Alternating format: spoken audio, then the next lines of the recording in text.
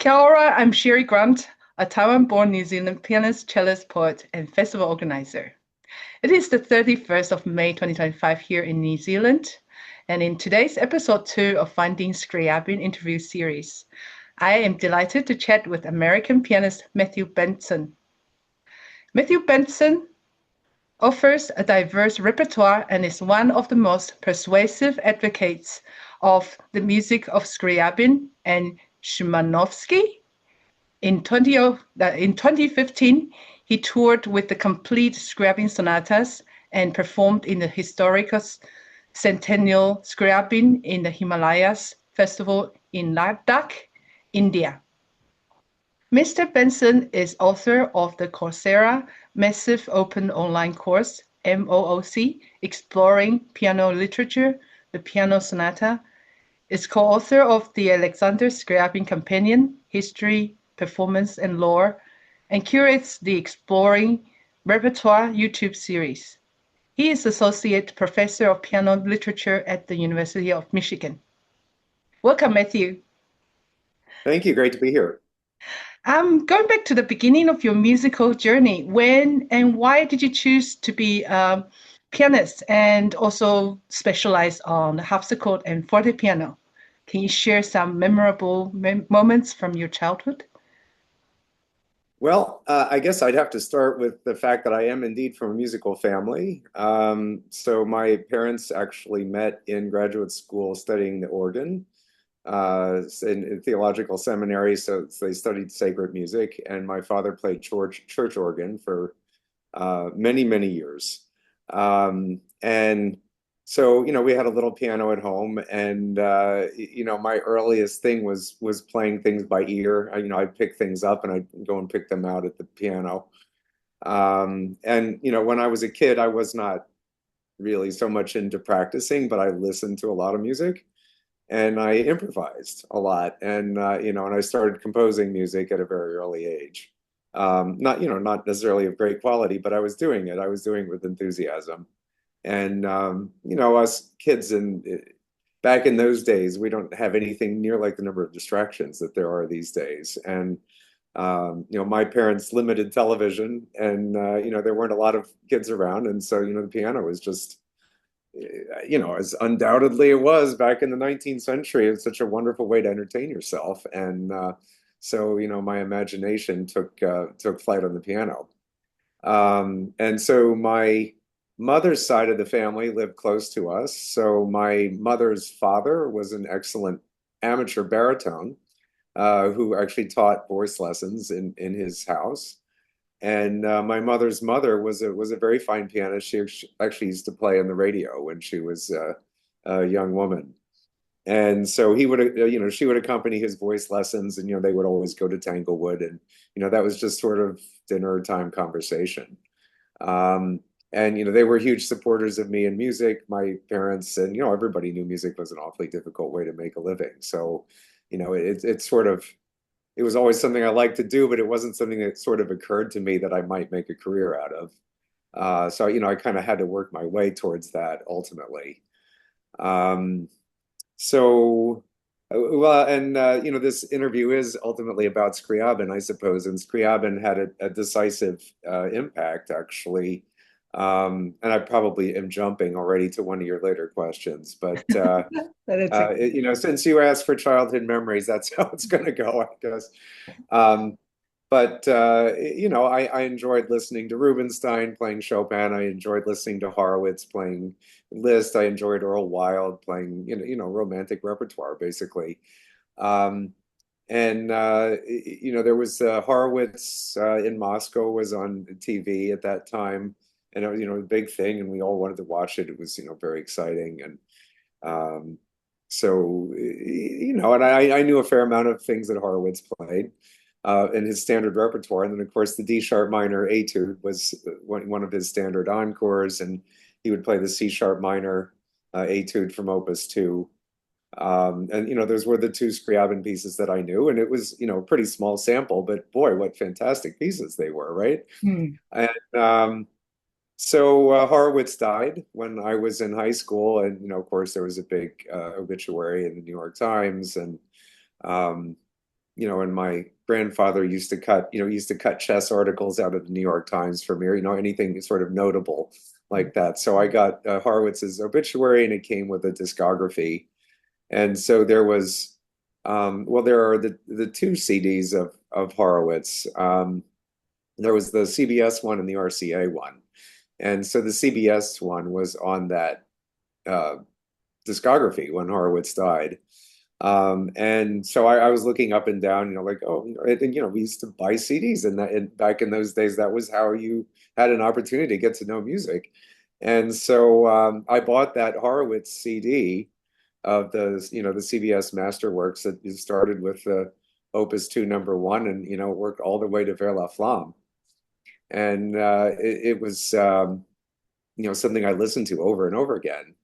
And of course, all the early pieces are immediately just delicious, just wonderful stuff. You could, lap it up. And the first time you hear it, it was just such a treat.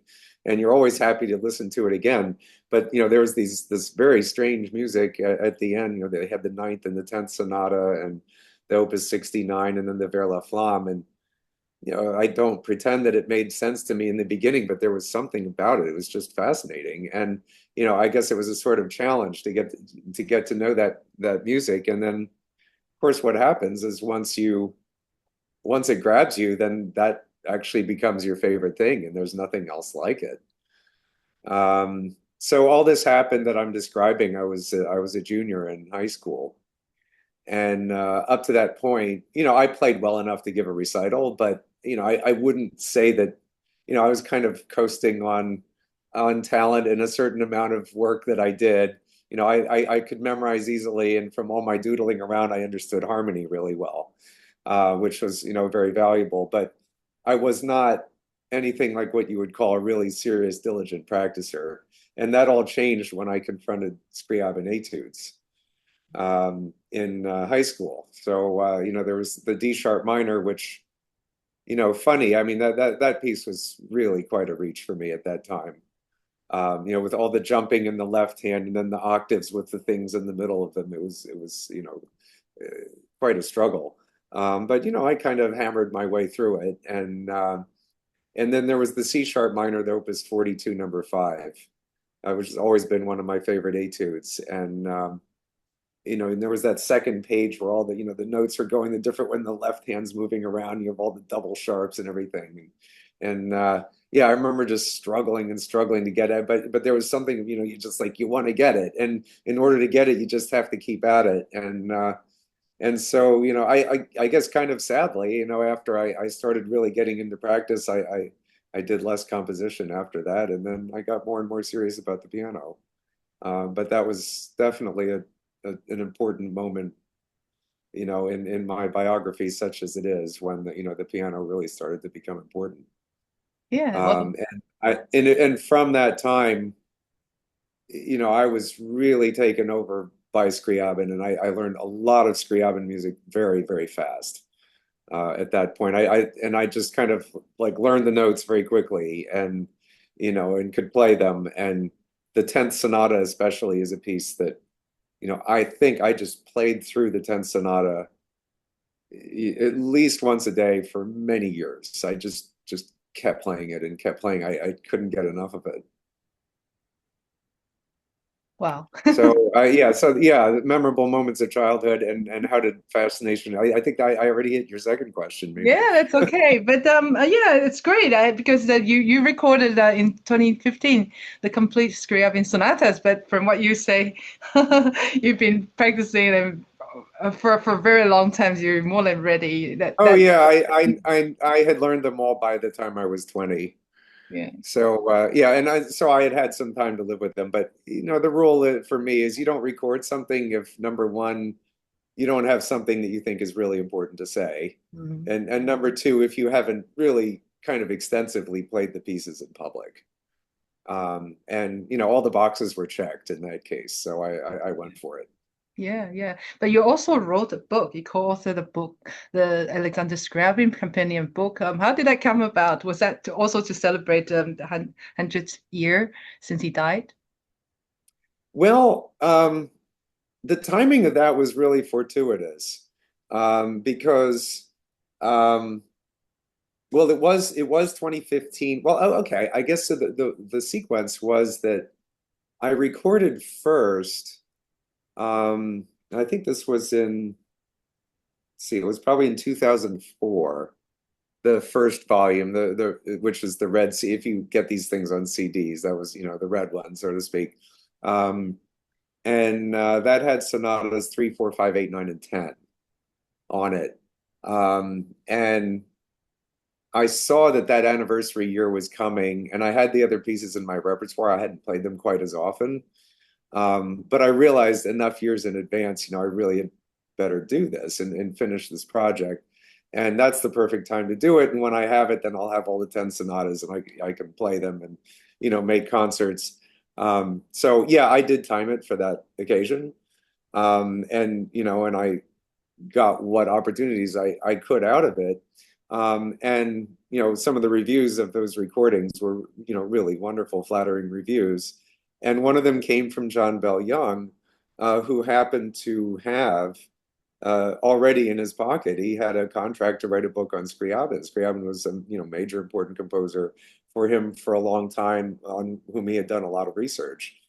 And unfortunately, John had a stroke, shortly before that time. And he knew, he had the desire to work on that book, but he just knew he didn't have the stamina. And he just didn't have the wherewithal to get that done. So, that it's now by Ballard, Bengtson, and Bell Young, the three Bs.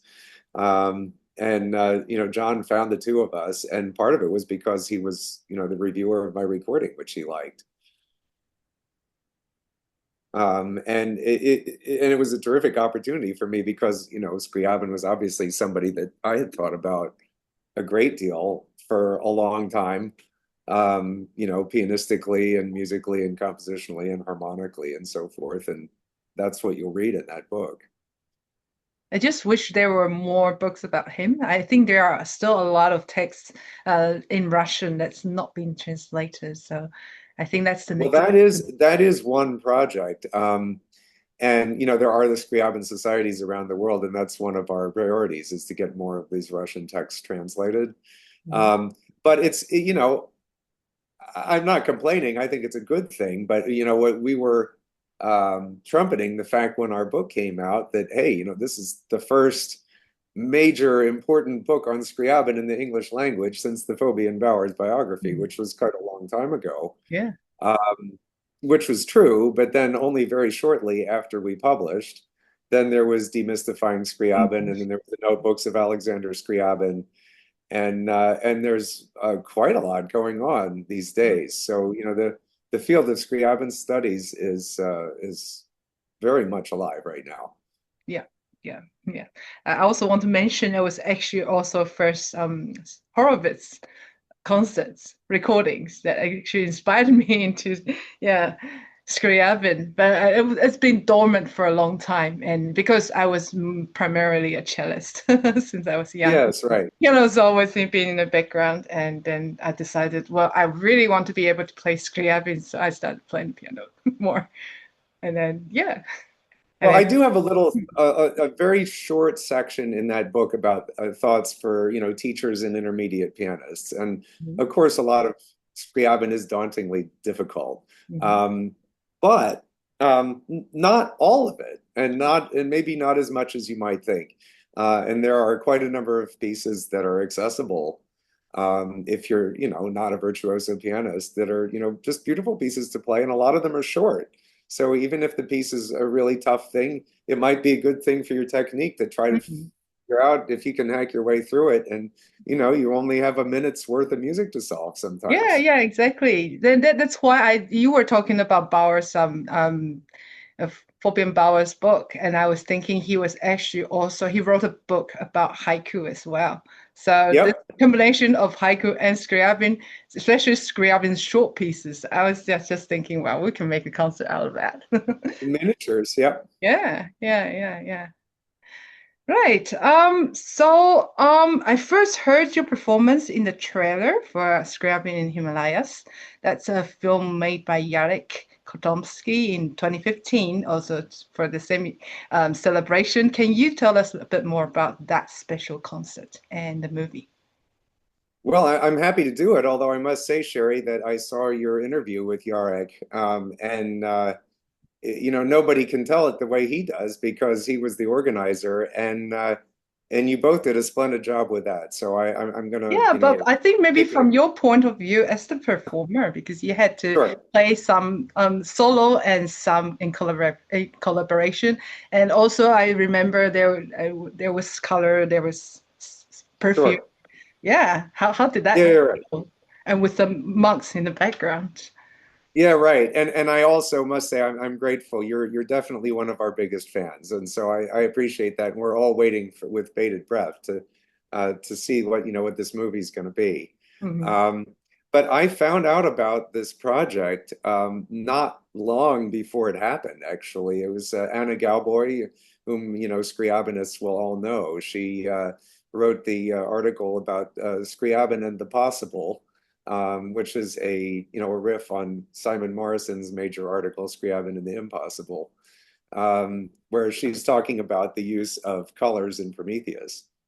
And I had seen that article, and so I wrote to her, and I ended up chatting with her, and she was a major artistic consultant for that festival with how the lights were done, and um, I don't remember, this is 10 years ago now. Mm. Uh, but as I remember it, they had a few pianists, it was an England-based group.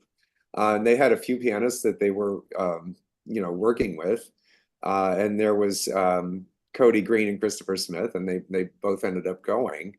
Um, but they ended up playing the arrangements of the symphonies, and they went with Neil, who was the singer, who has this fantastic quote on the trailer that you'll see. It's one of the great moments from the trailer, um, and so they were trying to put together a concert, and I was saying to Anna that I've got all this music, and she said, well, maybe this is a really good fit actually, because here I've got all 10 Scriabin sonatas ready to go, and about 2 hours extra Scriabin music was just all sitting in my fingers waiting to go. So I wrote to them, and I shared my recordings and everything, and they liked it, and so, obviously this is one of the memorable moments in one's life. And to get to know that, even before that film comes out, you can obviously see their trailer about, moving the piano to Ladakh. And the people who you'll see in that movie were all with us on that occasion. So, you know, getting that little upright piano up to where the children were, that was quite an adventure. But actually getting a grand piano up to this monastery was enough of an adventure on its own, because they're How did it just get up there? I mean, was it a helicopter? I can't remember if y'all no, it couldn't be done, and there were a lot of you know negotiations, I guess is the word, with piano dealers in India. Like who's willing to lend one of your beautiful grand pianos for this incredible festival with the understanding that we're using dirt roads and very primitive kind of transport mechanisms. The regulations for road safety that we all kind of take for granted, I mean, they just simply don't exist in that part of the world. Um, and not only that, but even once the piano gets up there, then how in the heck are you going to get it up? I think we counted 215 steps or something like this in this monastery. And the steps, they go this way and they go this way and they go this. It's not like you just go up. It changes and you go around, and then you pass these places where they can say prayers, and it's an amazing situation. But my goodness, and at this high altitude where that obviously is one of the memorable experiences. Like, thank goodness I'm a pianist and I didn't have to sing, because you just always feel like you can't fill your lungs. You feel like you're half suffocating. The air is so thin. And I'm sure people will question, like, does it affect your concentration? I got there, and I was advised to get there enough in advance. You do, I think, kind of get used to it. I mean, you never get used to the fact that like I can't quite breathe. But if you're doing something like playing Scriabin, I mean, fortunately, it's just such an engrossing thing that when you're doing it, that's what you think about. If you're a professional musician, it's like something about when you're playing, it takes so much of your brain. I mean, you just don't even think to cough. It's just, it's so all engrossing. So that was okay. Um, but it was very dramatic. The original hope was that we would have um, a dress rehearsal one day and then a performance the following day. Mhm. Uh, and the actual day was on the summer solstice, which was for symbolic reasons. But being in the mountains, the sun is so brutal during the day, and the temperature drops so much at night, that getting the piano in tune and staying in tune, even after it's moved. I mean, thank goodness Christopher was a registered piano technician, and he did absolutely heroic work to make that whole thing happen. Yeah.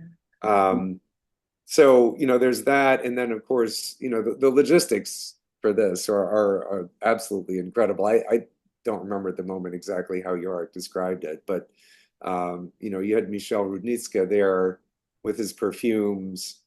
And then you had the folks there who were, had to adjust the colors. When Cody and Christopher were playing, it was in the evening where you could see the colors better because if it was, the sunlight would just drown it out, right?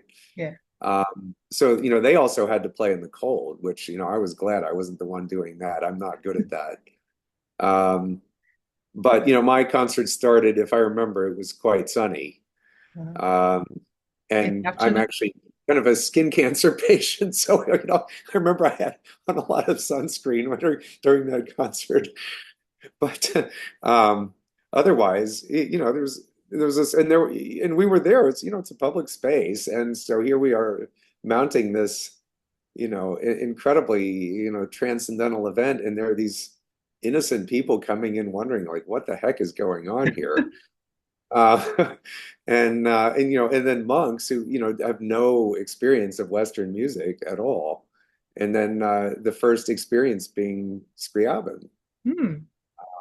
So Well, Scriabin and his mysticism, right? It's all goes very well. yeah, Yeah. Oh, yeah. I'm So we glad ended that up. the concert happened after all the difficulties and the logistics. Oh, I Everybody know. there and everything set up. I wish.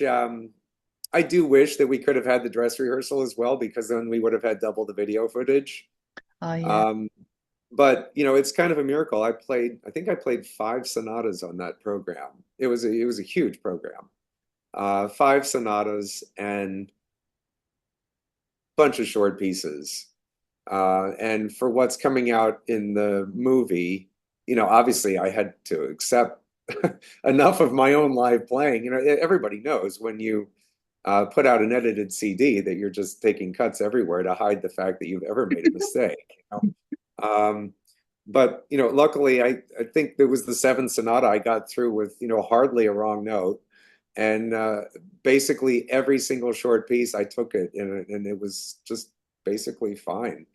Um, and some of the other sonatas, I just unfortunately, I don't think they sound good if you play them too carefully. I mean, they really have to be played with a lot of abandon, and Hmm. so what happens is you just you might get tired or you might get a little carried away and you miss enough notes and for something of this profile, you end up having to toss it. So it's a pity. So I think there's no ninth or tenth sonata, for example. But hey, if I got through the whole seventh sonata basically without screwing up, I'm not hanging my head. I know. That's why I really admire a few friends who actually did the whole Scriabin marathon, right? So Yeah, playing through all his pieces in a row and over a few days. I don't know how they do it, but yeah. yeah, it takes a lot of endurance. Yeah, And I also remember reading somewhere that it was actually Scriabin's wish for his music to be played in the Himalayas, like at the top of. correct. Yeah.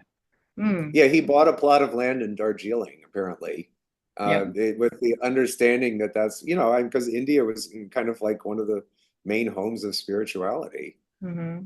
So, and, it was the source of Vedanta tradition, which is an important, source of his inspirations. Yeah, so you were actually like fulfilling his wish. He made more than 100 In years some ago. small way, yeah. As we all We're know, all his actual working designs towards went, that. Yeah, yeah, yeah, yeah, yeah, yeah. went way beyond that. But it was an homage, and it was wonderful to be able to do that. Yeah. Can you tell us a little bit more about you as the harpsichord player and forte piano player? How did you get into that? Sure. Well, I was, I guess the early music bug bit when I was an undergrad student at Harvard. And as I said, I didn't expect to become a professional musician. So I was basically majoring in mathematics and, ultimately in computer science, but I was practicing a lot at the time. And I was singing in the choirs there, and we sang a lot of early music, with people who were, very devoted to our very dedicated. And, in America, I mean, Boston is really, pretty much the place to be. It's no longer the only possible place to be, but, when I was there, it was definitely the place to be to discover early music. I took a bunch of courses with Robert Levin, who was there and doing his Mozart improvisations and everything, and he was always talking about the early instruments and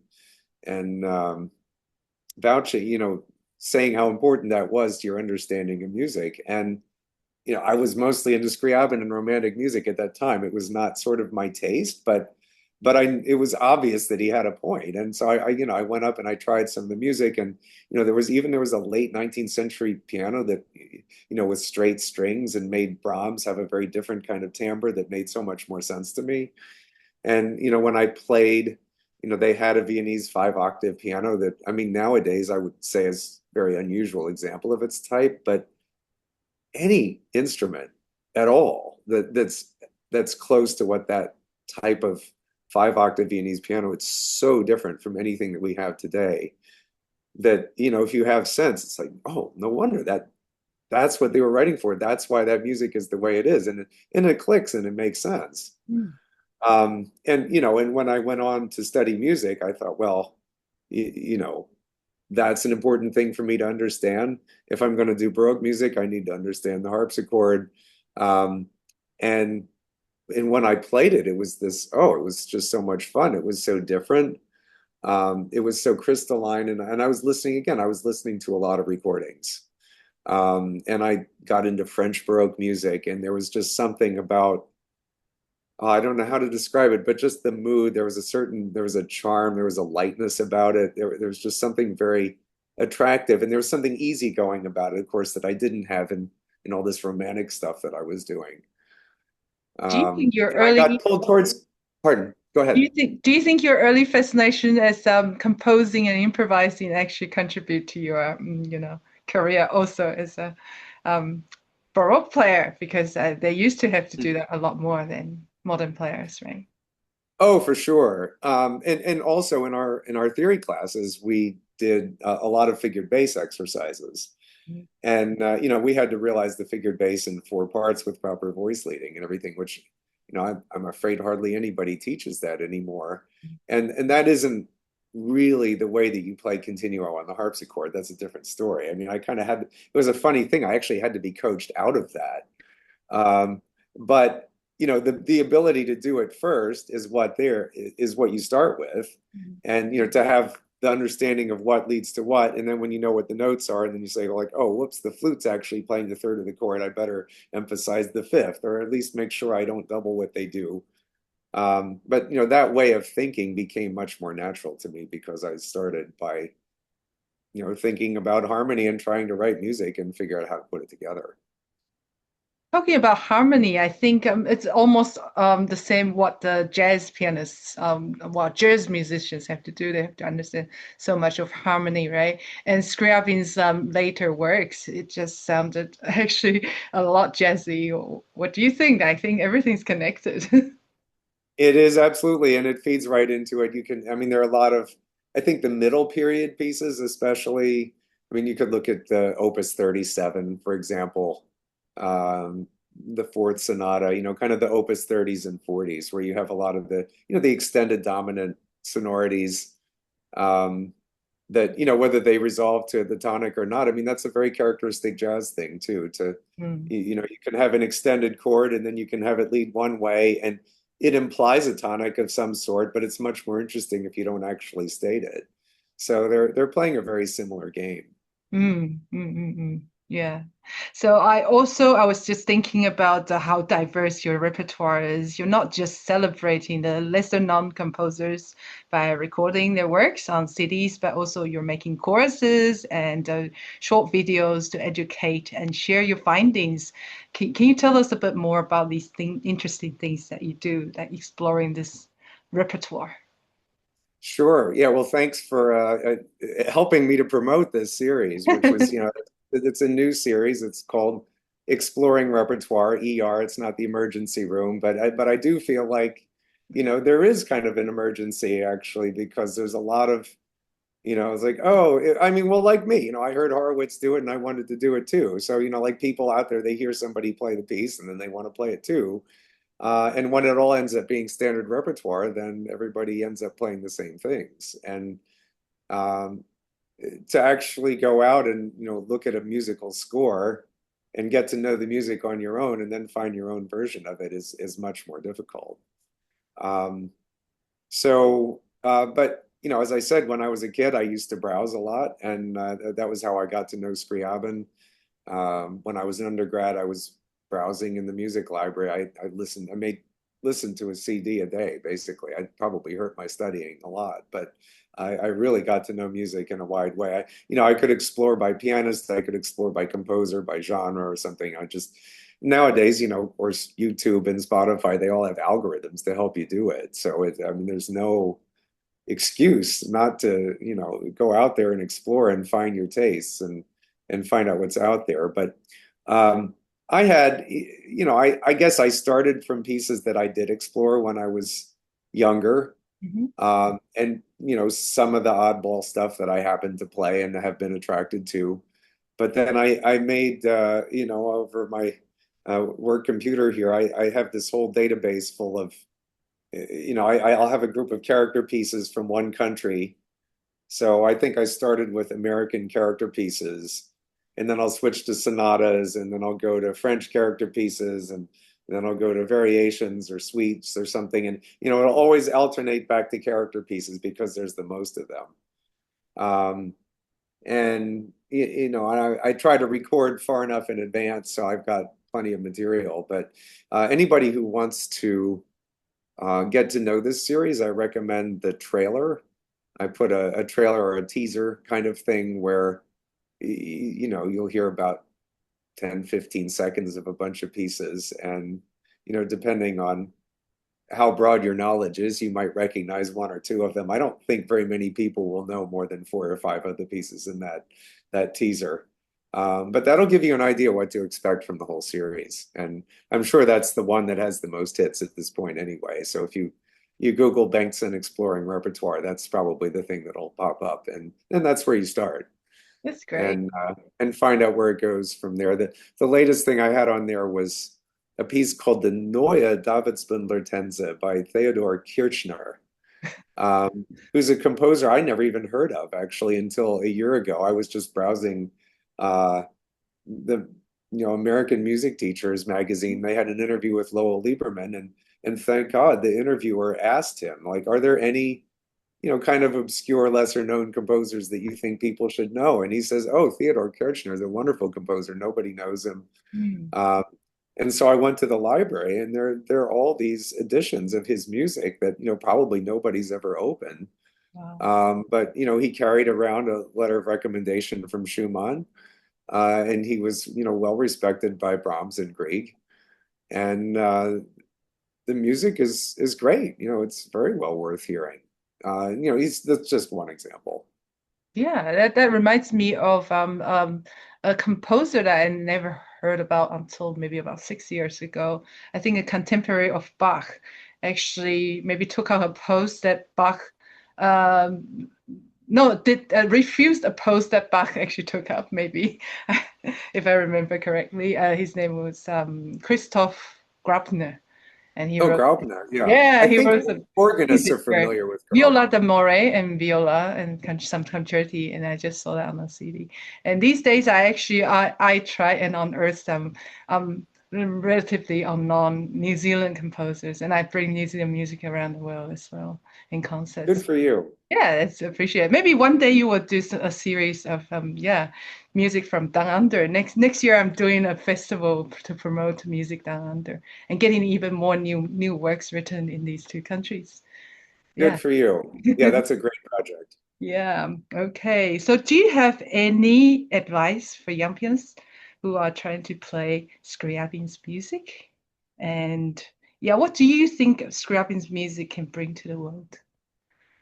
So, with young pianists playing Scriabin's music, well, the important things you should listen. And obviously, again, since when I was a kid, it's much easier to do that. There's a lot of recordings out there that are available. And there are, not everybody is a really great idiomatic Scriabin player, but there are a lot of people playing Scriabin. There are a lot of choices that you have. And if there's any piece that you like or that you listen to, listen to 8, 9, 10 different recordings of it. Really get as many different points of view as you can.